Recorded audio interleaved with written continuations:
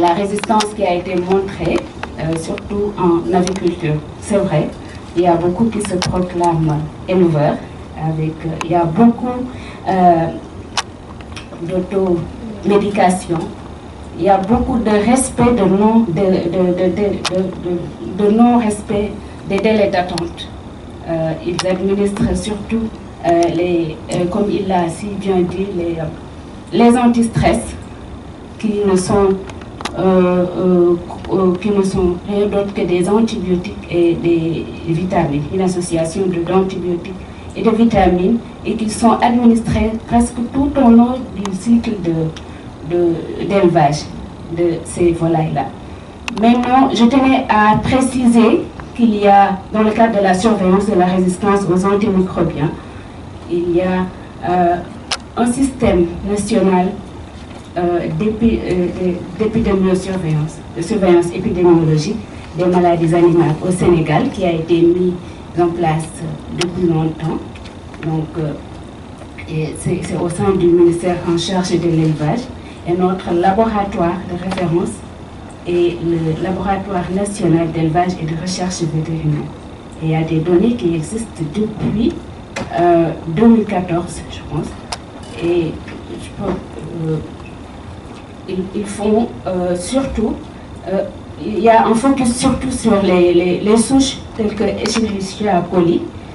Ils l'ont fait depuis longtemps. Je pense que les données sont disponibles là-bas. Malgré toutes ces difficultés que l'on rencontre dans le secteur, parce qu'il faut savoir que le secteur, la médecine vétérinaire a été privatisée depuis les années 90. Donc, à part les docteurs vétérinaires, il y a les ingénieurs des travaux d'élevage et les agents techniques d'élevage qui sont autorisés à exercer la médecine vétérinaire. Pas la médecine, mais les soins infirmiers vétérinaires. Mais parfois, ils ne se limitent pas à leurs prérogatives.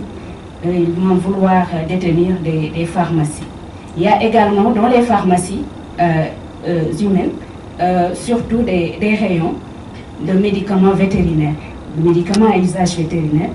Et ils délivrent des antibiotiques à usage vétérinaire aussi, sans prescription du vétérinaire. Ça aussi, ça entraîne beaucoup de problèmes et ça augmente les problèmes de résistance.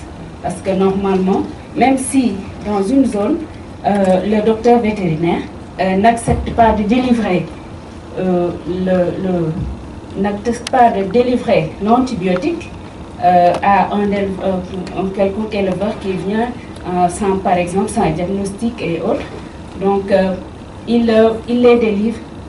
S'il se rend à la pharmacie, on lui délivre l'antibiotique sans la prescription du vétérinaire.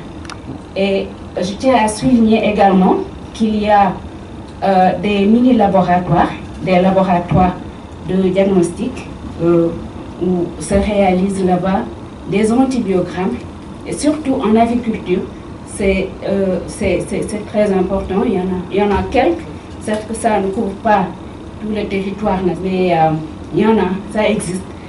Mais il faut essayer de les démultiplier pour pouvoir renforcer cette surveillance aux antimicrobiens. Merci.